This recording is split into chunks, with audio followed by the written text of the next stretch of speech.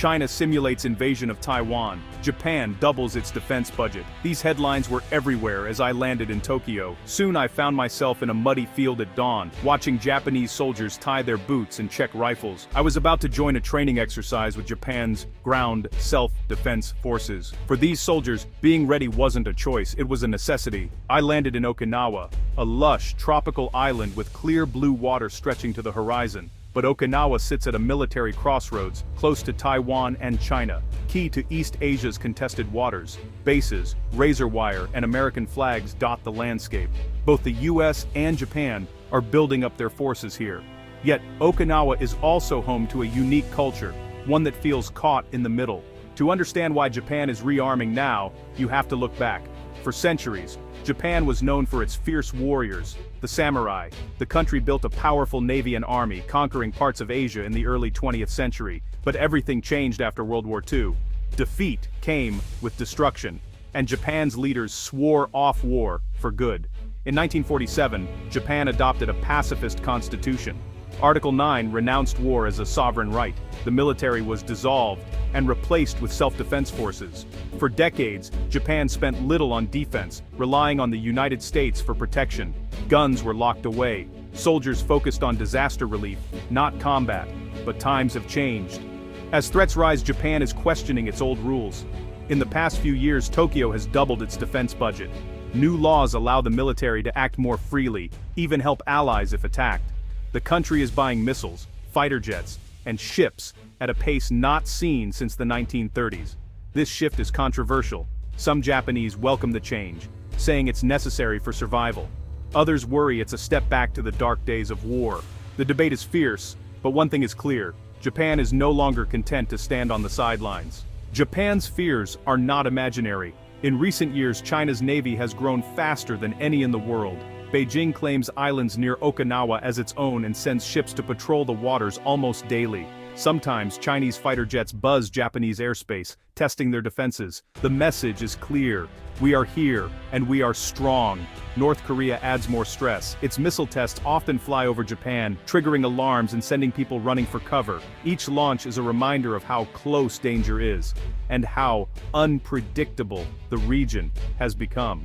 Russia too flexes its muscles in the north, disputing territories and holding military drills near Japan's shores. For Japan's leaders, these threats are impossible to ignore. The old comfort of America's security umbrella feels thinner than before. What if the United States can't, or won't, protect Japan? That question haunts politicians, generals, and ordinary people alike. It's driving a new era of defense, more troops, more weapons, and more readiness. So when I watched Japanese soldiers gear up, I understood their urgency. The threats on their doorstep are real, and they're preparing for the worst. Daybreak, over the base. I joined a squad of infantry for a week of drills. Mornings started with martial arts, karate and judo, where, honestly, discipline was everything. The soldiers' movements were sharp and controlled, really a blend of old tradition and modern training.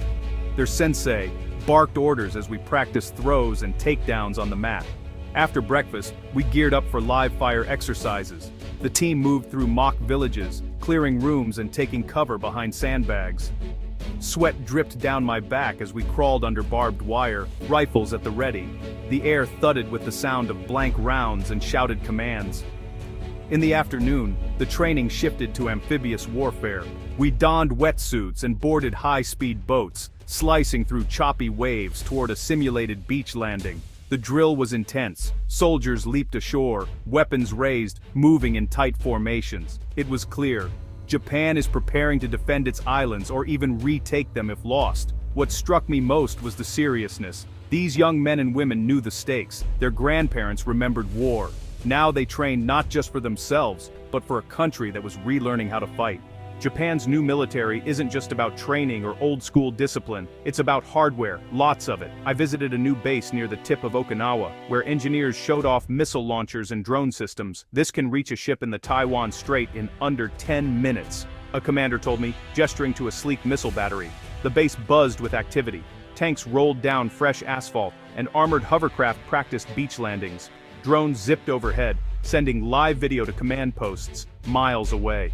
The Japanese Self-Defense Force is investing in the latest technology to keep pace with China's military. All this firepower comes at a cost. Locals complain about the noise of jets, the traffic from military convoys, and the building frenzy that scars the landscape. But the soldiers I spoke to were proud. "We have to show strength," one sergeant told me. "Otherwise, our enemies might mistake our quiet for weakness." The island's small towns are changing. Old fishing villages now share space with radar domes and missile bunkers. The future of Okinawa and Japan looks more militarized than ever before. Talk to people in Okinawa, and you'll hear mixed feelings about the new military buildup. Some see it as a blessing. The bases bring jobs, money, and new infrastructure. Young people find work as translators, cooks, and mechanics. Local businesses depend on contracts with the military, both Japanese and American. But, many others feel trapped. They worry that Okinawa will be the first target if war breaks out. "We're just pawns," one elderly shopkeeper told me. "If China attacks, we're the ones who will suffer." Protests are common. I saw banners calling for peace, and grandmothers shouting outside base gates, demanding the soldiers leave. The division runs deep. Some families have members in the self-defense force. Others remember the horrors of World War II and want nothing to do with soldiers. The debate plays out in town halls, coffee shops, and even at family dinners. Still, most people agree on one thing: they don't want war. The memories of the last battle, fought on these beaches and hills, are still raw. But with tensions rising, few see an easy way out. Okinawa is more than just a strategic outpost, it's an ecological treasure. The forests here are home to rare birds, ancient trees, and unique wildlife found nowhere else in Japan. But the new wave of bases and roads is putting pressure on the land. I hiked through Yambaru Forest, a UNESCO World Heritage Site, and saw bulldozers clearing ground for a radar installation. Conservationists are raising alarms. They worry that military expansion could destroy habitats and pollute the water. The noise from jets and helicopters disturbs both people and animals. Some endangered species, like the Okinawa rail, are already in decline. Local activists are fighting back. They file lawsuits, stage sit-ins, and try to block construction. But the government argues that security comes first. It's a tough trade-off: protect the land or protect the country. Walking through the forest, I felt the weight of that choice. The sound of birdsong mixed with the distant thump of machinery. A reminder that even paradise has its battles. Everywhere I went in Okinawa, history whispered from the ground. Old battlefields, rusted bunkers, and memorials dot the island. But the scars run deeper. Locals still find unexploded bombs buried in fields. Construction workers sometimes dig up human bones, remnants of the fierce fighting in 1945, when Okinawa became the bloodiest battle of the Pacific War. I visited the Peace Memorial Park, where names of the dead are carved in stone. Survivors still tell stories of hiding in caves, of family members lost, of hunger and fear. For many, the trauma of war never really faded.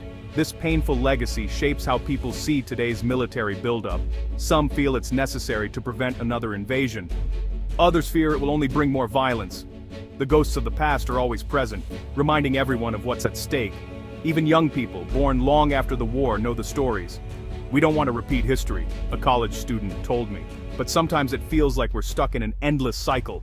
My time in Japan left me with more questions than answers. I saw a country struggling to balance old promises with new dangers. The soldiers I trained with believed in defense, but they also feared what real war would mean. The people of Okinawa felt caught in the crossfire, their hopes and worries shaped by forces far beyond their control. Japan's military buildup is meant to prevent war, not start it. But on the ground, the line between deterrence and provocation feels razor thin.